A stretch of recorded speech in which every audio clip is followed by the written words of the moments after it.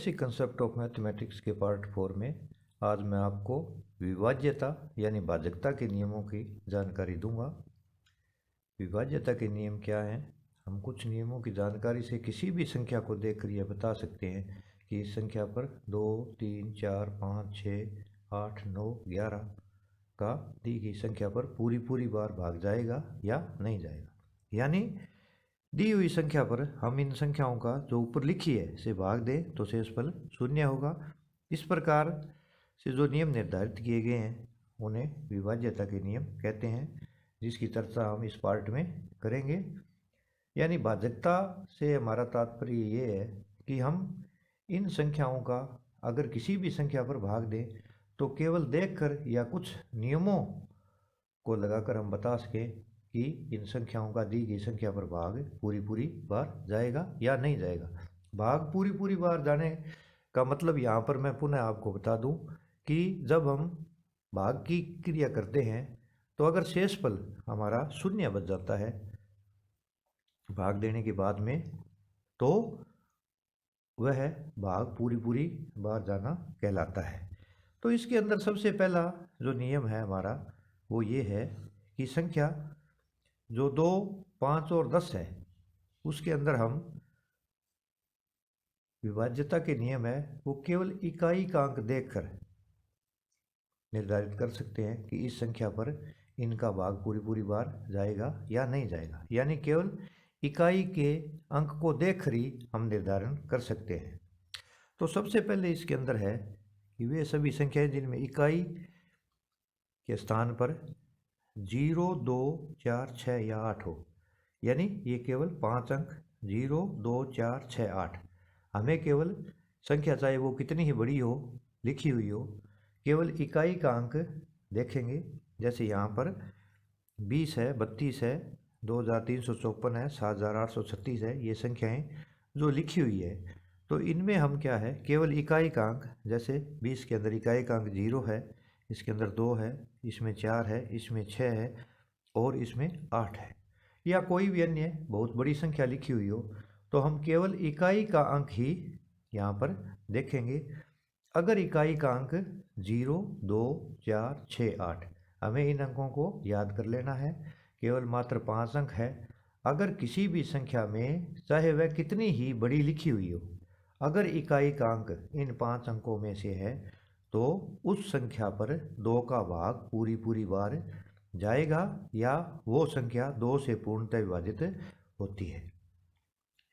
केवल इकाई का अंक ही हम देख करके बता सकते हैं कि यह संख्या 2 से पूर्णतः विभाजित है या नहीं है। यानी शेषफल है वो हर बार शून्य बचेगा। वैसे मैं आपको बता दूं किसी भी संख्या पर हम 2 का भाग देते हैं तो उस संख्या को आधा करना होता है। इसके बाद में जो दूसरा नियम है हमारा 5 का, इसके अंदर केवल मात्र 2 ही अंक लेने हैं हमें कि अगर इकाई का अंक 0 या 5 हो तो वह संख्या है वो 5 से पूर्णतः विभाजित होती है। जैसे यहाँ पर है ये 360 है और यहाँ पर 23,465 है, तो इन दोनों संख्याओं में इकाई का अंक क्या है 0 है और इसमें 5 है। तो 5 का जो नियम है उसके अंदर केवल 2 ही अंक 0 या 5, इकाई का अंक या तो 0 हो या 5 हो तो वह संख्या 5 से पूर्णतः विभाजित होती है। यानी उस संख्या पर 5 का भाग पूरी बार जाएगा। चाहे तो आप इसको है वो देखकर कॉपी में हल करके भी देख सकते हैं। कोई भी आप कितनी बड़ी संख्या ले लो जिसमें इकाई का अंक आपको केवल 0 या 5 लेना है, चाहे कितनी बड़ी लंबी संख्या लिख लो, फिर अपने भाग दे करके कॉपी में अगर देखेंगे तो शेषफल है वो हर बार शून्य में प्राप्त होता है। इसके बाद में तीसरा है वे सभी संख्याएं जिनके इकाई के स्थान पर 0 या जिनका एक गुणनखंड 10 होता है वे सभी पूर्णतः 10 से विभाजित होती है। जैसे 350 है, 7890 है। यहाँ पर 10 के लिए हमें है वो केवल इकाई का अंक देखना है या हमें यह पता करना है कि इसका एक गुणनखंड 10 है या नहीं है। गुणनखंड का मतलब जो है वो हम जैसे 20 का एक गुणनखंड 10 दूनी 20, 10 एक गुणनखंड है। तो यहाँ पर ये जो उपरोक्त तीनों नियम है 2, 5 और 10 का, इनमें अपने क्या करना है कि केवल इकाई का अंक ही देखना है। पुनः मैं आपको एक बार स्मरण करा दूं, इकाई का अंक अगर 0, 2, 4, 6, 8 है तो उस संख्या में 2 का भाग पूरी पूरी बार जाएगा। अगर इकाई का अंक 0 या 5 है तो उस संख्या में 5 का भाग पूरी पूरी बार जाएगा। और अगर इकाई का अंक है वो अगर केवल मात्र 0 है तो उस संख्या पर 10 का भाग है वो पूरी पूरी बार जाएगा। तो विभाज्यता यानी भाजकता के नियमों से हम केवल देखने मात्र से संख्या को यह बता सकते हैं कि अमुक संख्या पर इन अंकों का भाग पूरी पूरी बार जाता है या नहीं जाता है। तो यहाँ पर हमने है वो केवल इकाई के अंक के आधार पर 3 अंकों यानी 2, 5 और 10 के बारे में चर्चा की। पुनः मैं आपको स्मरण करा दूं कि केवल इकाई का अंक देखकर हम संख्या को बता सकते हैं कि इसके ऊपर 2, 5 या 10 का भाग पूरी पूरी बार जाएगा या नहीं जाएगा। 2 के लिए केवल 0, 2, 4, 6, 8 इकाई का अंक होना चाहिए, 5 के लिए 0 या 5 होना चाहिए और 10 के लिए केवल मात्र 0 होना चाहिए। अब यहाँ पर हम ये भी कह सकते हैं कि जिसमें इकाई का अंक अगर 0 है तो उसमें 2 का भी भाग जाएगा, 5 का भी जाएगा और 10 का भी जाएगा। इसके बाद में अपने चर्चा करते हैं कि यदि किसी संख्या के सभी अंकों का योगफल 3 से विभाजित होता है तो वह संख्या भी 3 से भाज्य होगी।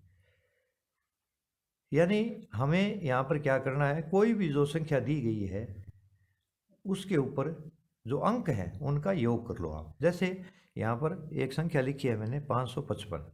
अब 555 में अपने ये देखते हैं कि इकाई का अंक 5 है तो यहाँ पर इसमें 2 का भाग पूरी पूरी बार नहीं जाएगा, क्योंकि 2 के भाग के लिए यहाँ पर इकाई का अंक 0, 2, 4, 6, 8 होना चाहिए। अब यहाँ पर इकाई का अंक 5 है तो इस संख्या पर 5 का भाग पूरी पूरी बार जाएगा। परंतु हमें यहाँ यह पता करना है कि 3 का भाग पूरी पूरी बार जाएगा या नहीं जाएगा। तो 3 के लिए नियम है वो ये है कि हमें अंकों का योग करना है। जैसे अंकों का योग से तात्पर्य मेरा ये है कि यहाँ पर जैसे ये 555 है तो 5 + 5 और +5, तो इनके तीनों का योग हो गया हमारा 15। अब हम अगर 3 का पहाड़ा पढ़ें तो 3 पंजे 15। इस 15 पर 3 का भाग पूरी पूरी बार जाता है तो इस संख्या पर भी 3 का भाग पूरी पूरी बार जाएगा, यानी शून्य कुछ नहीं बचेगा, शून्य शेष फल ही बचेगा। जैसे अगर ये संख्या लें अपने, इनके अंकों का योग करें तो 7 + 8 + 3, तो 7 और 8 15, 15 और 3 18। तो 18 में 3 का भाग पूरी पूरी बार जाता है तो इस संख्या पर भी 3 का भाग पूरी पूरी बार जाएगा। तो ये यहाँ पर हमारा ये नियम हो गया कि कोई भी संख्या है उसके ऊपर 3 का भाग पूरी पूरी बार जाता है या नहीं जाता है। तो यहाँ पर हमने चाहे संख्या कितनी ही बड़ी हो, अंकों का योग करना है और उस योग पर देखना है कि वो 3 के पहाड़े में आती है या नहीं आती है, यानी उस योग पर 3 का भाग पूरी पूरी बार जाता है या नहीं जाता है। अगर योग पर 3 का भाग पूरी पूरी बार जाता है तो उस संख्या पर भी 3 का भाग है वो पूरी पूरी बार जाएगा, यानी शेष फल शून्य ही बचेगा। इसके बाद में अपने लेते हैं 9 का नियम। 9 का नियम भी 3 की भांति ही है कि यदि किसी संख्या के सभी अंकों का योगफल 9 से विभाजित होता है तो वह संख्या भी 9 से भाज्य होगी। यानी 3 और 9 का नियम है वो दोनों एक जैसे ही है कि अगर अंकों के योग में 3 का भाग जाता है तो संख्या पर भी 3 का भाग जाएगा, और यदि अंकों के योग पर 9 का भाग जाता है तो उस संख्या पर भी 9 का भाग पूरी पूरी बार है वो जाएगा। जैसे यहाँ पर संख्या है 981।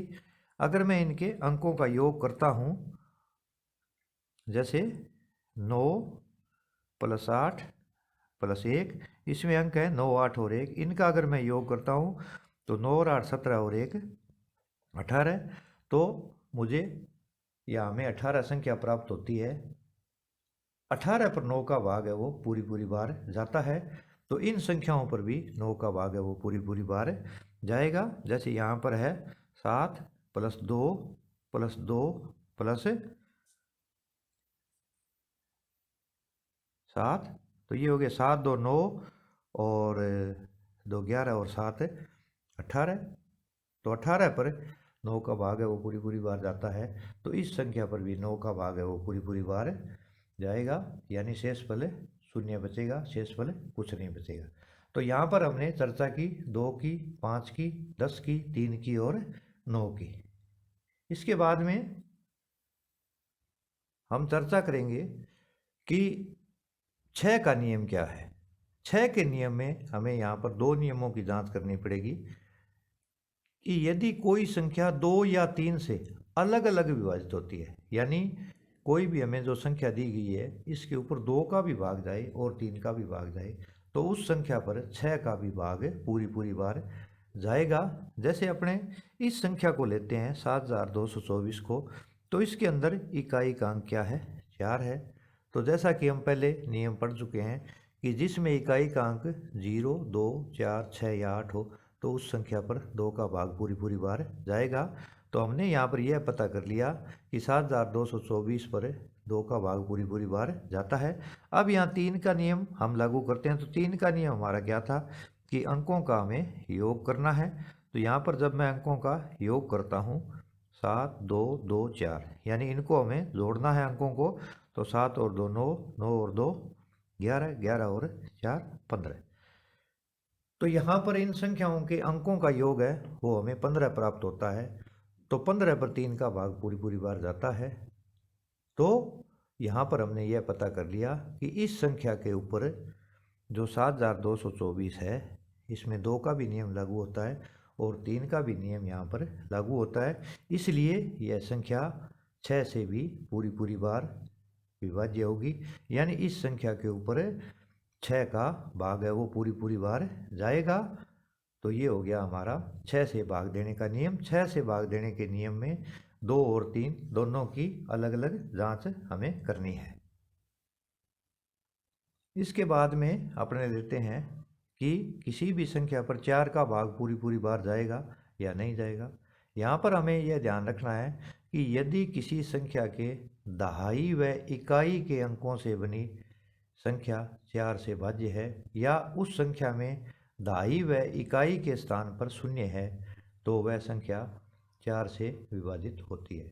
तो 4 के लिए हमें 2 चीज़ों का ध्यान रखना है कि या तो इकाई और दहाई और इकाई का अंक है वो क्या होना चाहिए, हमारा शून्य होना चाहिए।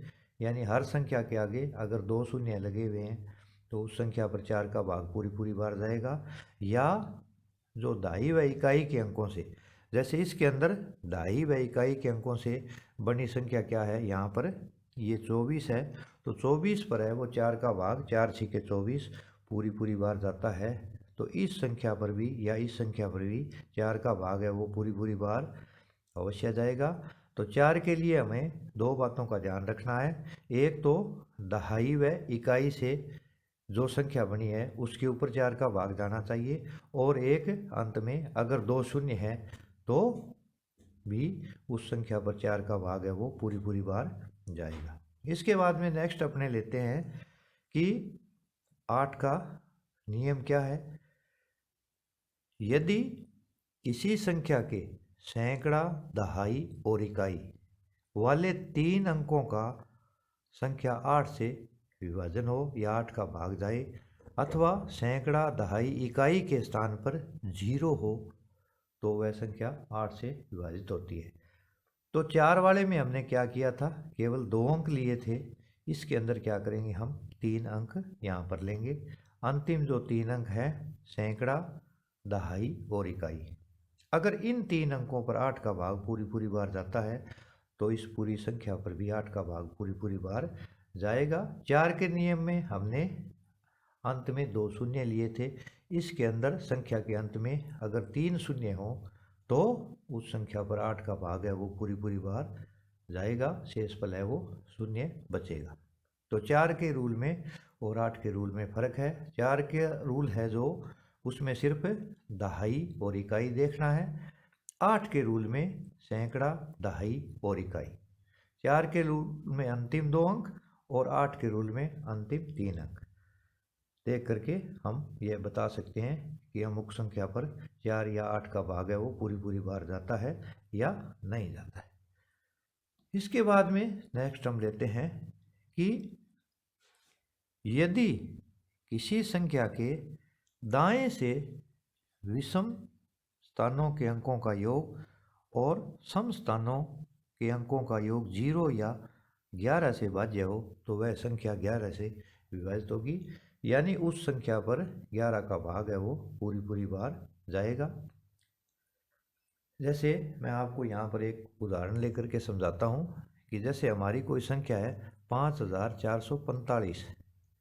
अब दाएं से लेना है हमने इधर से विषम स्थानों के अंकों का योग। विषम स्थान पर कौन कौन से अंक हैं वो लेने हैं और फिर सम स्थान के अंकों का योग हमने लेना है। जैसे एक और संख्या भी है हमारी यहाँ पर 10,824। तो यहाँ पर विषम स्थानों का और फिर सम स्थानों के अंकों का योग लेना है, फिर उनका अंतर करना है। जैसे इस 5445 में विषम, तो विषम हमारी होगी इकाई, दाई, सैकड़ा, हजार है, तो विषम होगी 1 और उसके बाद में 3 और सम होगी 2 और 4। यानी यहाँ पर विषम स्थान क्या है, ये 5 और ये 4, इनका योग हो गया 9 और सम के ऊपर है 4 और ये 5। विषम संख्या यानी इधर से हमने गिनती करनी है, 1 2 सम हो गया, 3 विषम हो गया, 4 फिर सम हो गया। इस तरह से आगे कोई भी जो कितनी बड़ी संख्या हो हम उसको देख करके और ये प्रक्रिया अपनानी है। तो यहाँ पर विषम स्थानों के अंकों का योग 9 है और सम के अंकों का योग भी 9 है। जब हम इनका अंतर करते हैं, हम 9 में से 9 घटाते हैं तो 0 आता है, तो यह संख्या 11 से भाज्य है। 11 का यही नियम है कि या तो जो बचता है उसके ऊपर 11 का भाग जाए पूरी पूरी बार या शेष पर शून्य आ जाए। जैसे 10,824 में मैं देखता हूँ तो यहाँ विषम स्थानों पर कौन सा है, ये विषम स्थान पे है, ये 4 है और 8 है और 1 है। इधर से गिनना है हमने 1 3 5, तो यहाँ पर 4 8 और 1, तो 4 और 8 12, 12 और 1 13, अंकों का योग हमें 13 प्राप्त होता है। और सम स्थानों पर केवल मात्र 2 ही अंक हैं, ये 2 और ये 0। यानी इधर से गिनेंगे तो 1 2 3 4 5, तो 2 4।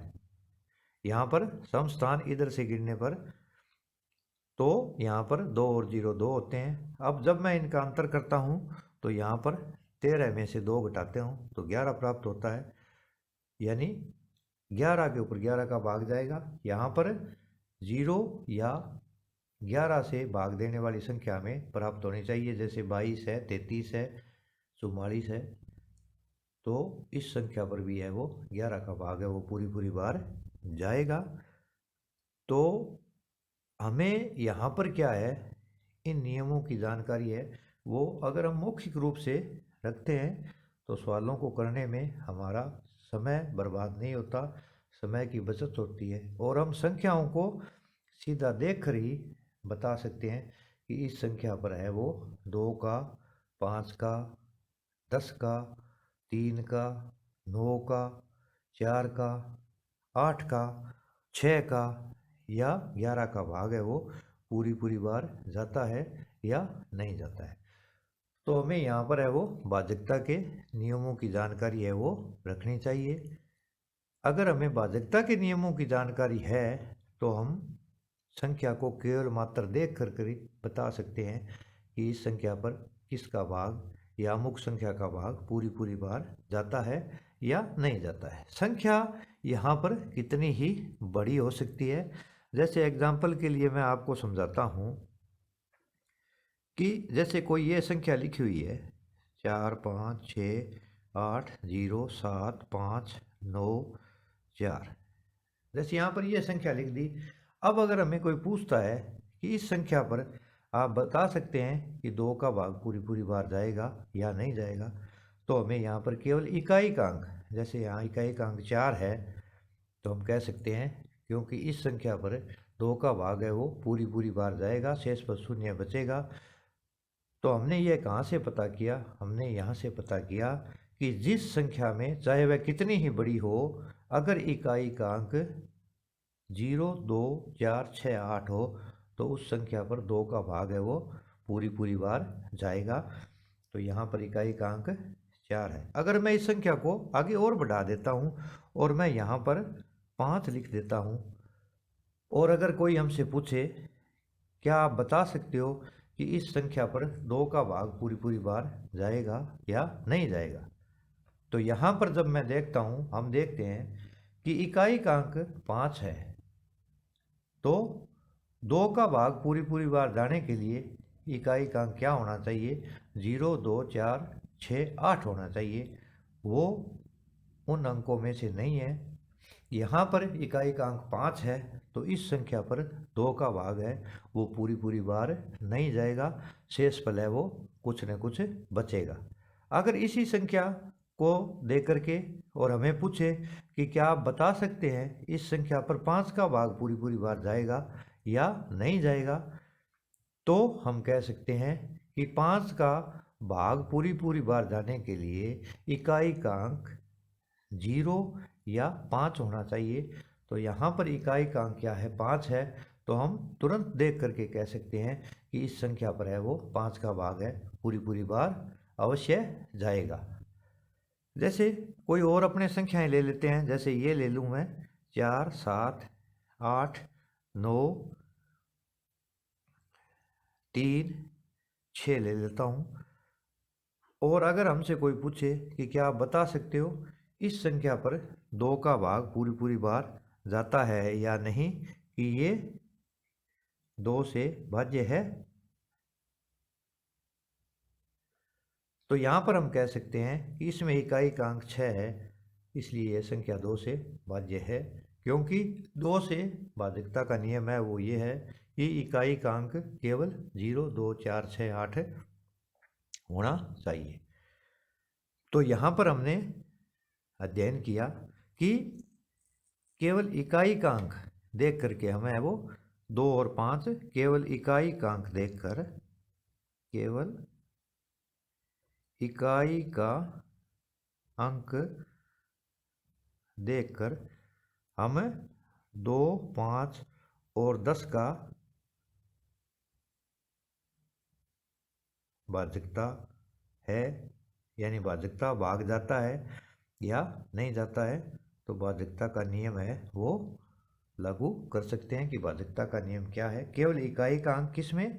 2, 5 और 10, इन तीनों संख्याओं का किसी भी संख्या पर पूरी पूरी बार भाग जाता है या नहीं जाता है, तो केवल इकाई का अंक देखने मात्र से ही हमें पता चल जाता है कि इसमें कौन सा नियम लगेगा, 2 का लगेगा, 5 का लगेगा या 10 का लगेगा। और अंकों का योग देख करके हम 3 और 9 का नियम है वो लागू कर सकते हैं। इसी तरह से 4 का, 8 का और 11 का नियम हम लागू कर सकते हैं। तो प्रिय छात्रों, यहाँ पर आपने ये ध्यान देना है कि इन नियमों को आप अच्छी तरह से याद कर लें, ताकि हमें आगे परीक्षा के अंदर है वो समय की बचत हो सके और हम सीधा ही पता कर सकें कि इस संख्याओं पर किन किन संख्याओं का भाग पूरी पूरी बार जाता है। तो ये सभी हमारे यहाँ पर है वो भाजकता के नियम है, जिनके बारे में मैंने आपको यहाँ पर समझाने का प्रयास किया। तो यहाँ पर हमें सभी प्रकार की जो छोटी छोटी जानकारियाँ हैं वो गणित के अंदर बहुत ही महत्वपूर्ण है। अगर हम पीछे वाली बातों को याद नहीं रखेंगे तो आगे जा कर के हमें गणित विषय को पढ़ने में थोड़ी सी कठिनाई होती है। इसलिए इन सभी बातों पर आप है वो ध्यान दें। ये जो मैं बेसिक कंसेप्ट ऑफ मैथमेटिक्स के नाम से 5 से 10 कक्षा का जो अध्ययन है इसके अंदर आपको आने वाले समय में जो छोटी छोटी बातें हैं परंतु है बहुत बड़ी, जिनका आगे की कक्षाओं में बहुत बड़ा योगदान है, उसके बिना हमारा है वो गणित अधूरा रहता है। वैसे भी हमें वो इस बार है वो कठिन परिस्थितियों से गुजरे हैं, समय की भी कमी है। तो यहाँ पर हमें ये नियम है वो पढ़ लेने चाहिए, इनके ऊपर ध्यान देना चाहिए, ताकि भविष्य में जो हमें गणित से संबंधित आने वाली कठिनाइयाँ हैं वो न हो, हम उनका आसानी से मुकाबला कर सकें। थोड़ा सा समय अतिरिक्त अपने अगर गणित को देते हैं तो गणित हमारे लिए कोई कठिन विषय नहीं है।